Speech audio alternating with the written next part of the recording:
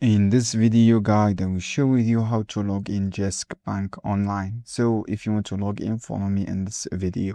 First step you need to do, go to Google and search for Jyske Bank.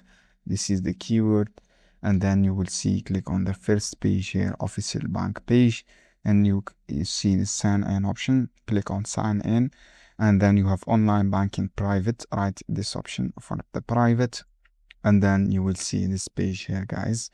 When you see this page, write your ID. If I make a translate to English, write your ID here, guys.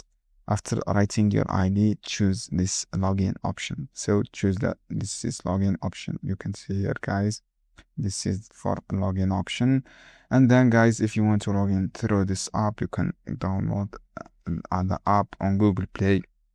After downloading this app on Google Play, when you download this app, you can log in successfully without any problem. So I hope this guide helpful for you. Don't forget, give like and give share this video for more content.